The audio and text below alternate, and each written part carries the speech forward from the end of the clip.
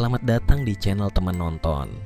Film ini bermulai dengan seorang wanita bernama Nami yang menggunakan HP-nya untuk melakukan kegiatan sehari-hari di zaman modern ini. Mulai dari mengecek pekerjaan, membayar tiket bis, memesan makanan, dan lain-lain. Sampai malam hari, Nami yang sudah lelah dan sangat ngantuk tidak sengaja menjatuhkan HP-nya di bis, yang kemudian diambil oleh pria misterius.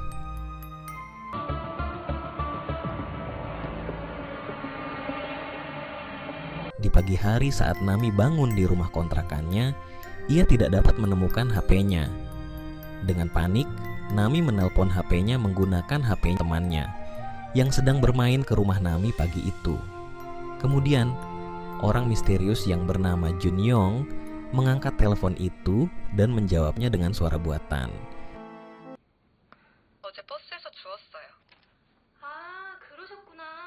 Junyong kemudian mengatakan bahwa HP Nami tidak sengaja jatuh yang membuat layarnya menjadi pecah.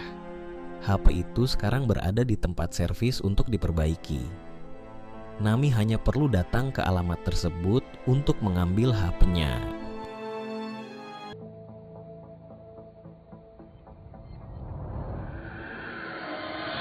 Cerita berlanjut dengan Nami yang sudah tiba di tempat servis HP yang agak terpencil dan sepi. Nami bertemu dengan Junyong yang sedang berpura-pura menjadi staf di sana. Kemudian, Junyong meminta Nami untuk mengisi formulir servis HP untuk dibetulkan. Di formulir itu, kata sandi HP harus diisi sebagai syarat untuk dapat membuka dan membetulkan HP-nya. Setelah mendapatkan kata sandi, Junyong kemudian membetulkan HP Nami di dalam dan menginstal aplikasi pemantau.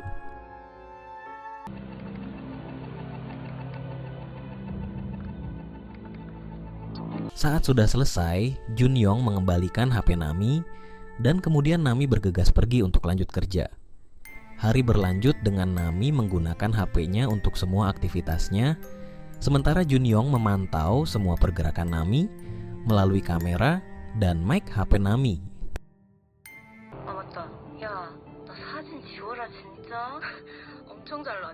Saat hari sudah malam, Nami bersiap untuk tidur dan meletakkan HP-nya di tempat charger.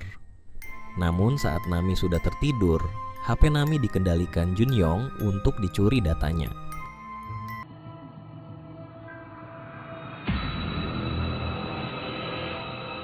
Keesokan hari, Nami lanjut menjalankan aktivitas sehari-harinya seperti biasa. Saat Nami sedang di luar, Junyong yang sudah mengetahui kata sandi rumah Nami kemudian masuk ke dalam rumah. Di sana, Junyong melihat-lihat isi rumah dan menemukan HP lama Nami, kemudian mengambilnya.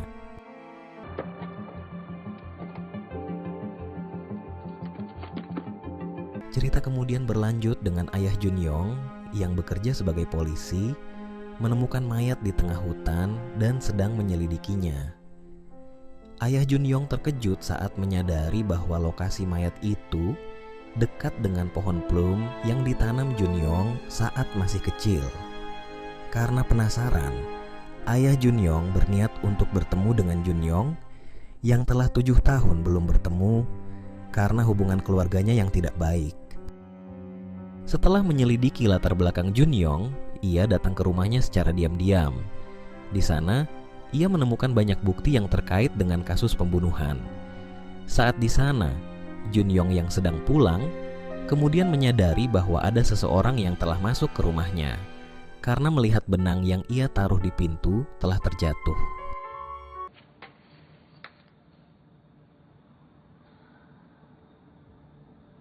Junyong kemudian keluar untuk melihat penyusup rumahnya dari jendela. Setelah mengetahui bahwa ayahnya yang menyusup, Junyong kemudian memfoto ayahnya secara diam-diam dan mengirim ke HP ayahnya.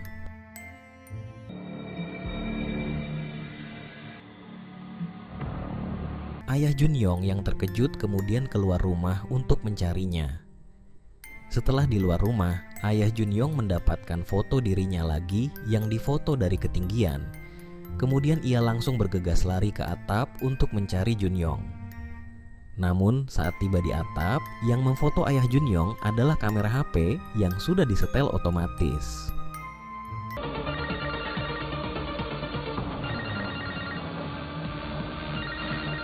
Ayah Junyong kemudian kembali ke rumah. Namun semua bukti pembunuhan sudah dihancurkan oleh Junyong saat ayahnya sibuk mencari di atap.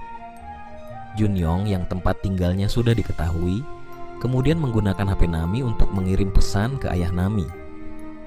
Di pesan itu, Junyong yang berpura-pura menjadi Nami menyuruh ayah Nami untuk menginstal sebuah aplikasi yang dikirimkannya. Setelah diinstal, Junyong mencuri dan mempelajari data ayah Nami, kemudian mengirimkan paket di depan pintu rumahnya. Saat ayah Nami keluar untuk mengambil paketnya, Junyong secara diam-diam memukulnya dari belakang.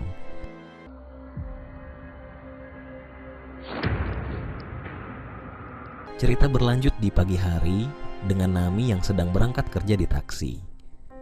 Di perjalanan, Nami terkejut saat melihat postingan akun sosial medianya telah menjelek-jelekan produk kantornya kepada publik. Postingan tersebut telah membuat reputasi kantornya jatuh. Saat tiba di kantor, Nami kemudian menjelaskan bahwa HP-nya telah diretas.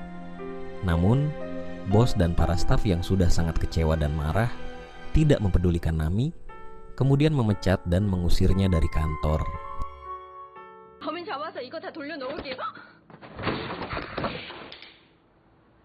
Nami yang mengetahui HP-nya telah diretas, kemudian melapor pada polisi dan mereka pergi ke tempat servis HP Junyong karena Nami merasa saat disitulah HP-nya diretas. Saat tiba di sana, Nami bertemu dengan ayah Junyong dan rekannya yang juga sedang menyelidiki kasus ini. Namun di sana, semua bukti sudah dihancurkan oleh Junyong. Cerita berlanjut dengan Nami yang sudah bertukar informasi dengan para polisi dan juga telah mengganti HP-nya dengan HP lamanya supaya ia tidak dapat dipantau lagi oleh Junyong. Polisi kemudian juga mengantar Nami ke rumah ayahnya karena berbahaya tinggal sendiri untuk sementara waktu. 저한테 문자 없으면 무슨 일 생긴 줄 아세요? 아셨죠? Nami kemudian masuk ke dalam rumah dan mencari ayahnya. Di kamar ayahnya, Nami melihat ayahnya sedang tertidur dan tidak mau mengganggunya.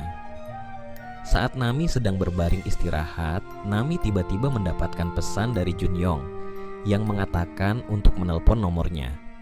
Junyong ternyata sudah menyadap HP lama Nami juga saat ia diam-diam masuk ke dalam rumah Nami. Nami yang merasa penasaran kemudian menelpon Junyong. Namun saat menelpon, terdengar suara getar HP di atas plafon kamar Nami.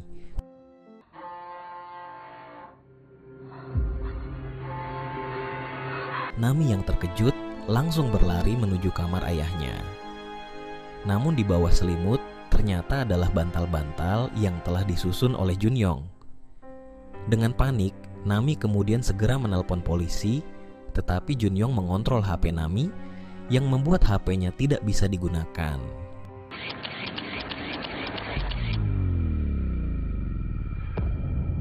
Nami kemudian keluar sambil membawa senjata dan bertemu dengan Junyong yang sedang bersantai. Junyong kemudian memberi lihat video ayah Nami yang sedang diancam oleh pisau.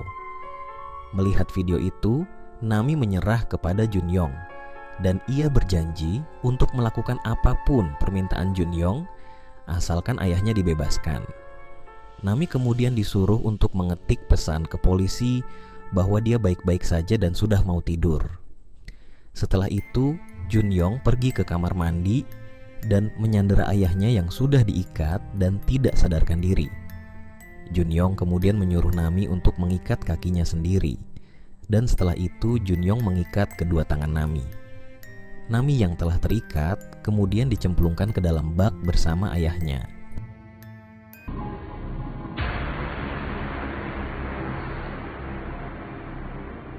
Junyong yang sudah selesai kemudian pergi keluar dan menemukan kartu nama polisi yang dibuang Nami beberapa saat lalu. Di kartu nama itu ternyata Nami menulis sebuah pesan kepada polisi bahwa dia hanya akan menelpon setiap hari dan tidak akan mengirimkan pesan apapun. Junyong yang terkejut melihat itu langsung bersembunyi saat polisi telah datang dan menyergap rumah.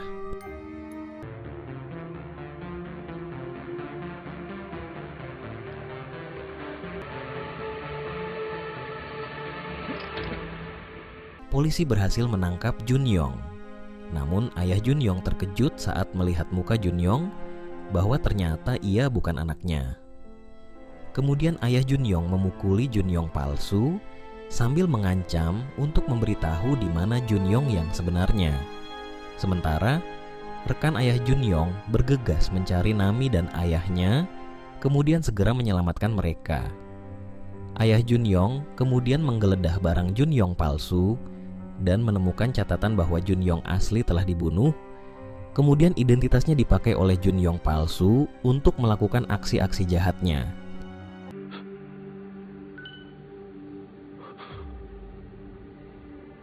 Nami dan ayahnya yang sudah berhasil diselamatkan kemudian berpelukan sambil menangis.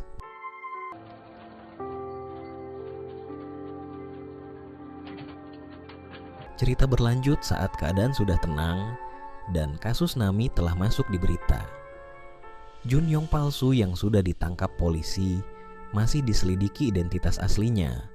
Sementara kafe milik ayah Nami menjadi terkenal karena berita itu dan banyak orang yang datang untuk memberikan dukungan. Cerita pun berakhir dengan seorang tamu kafe yang sedang memfoto kafe viral tersebut.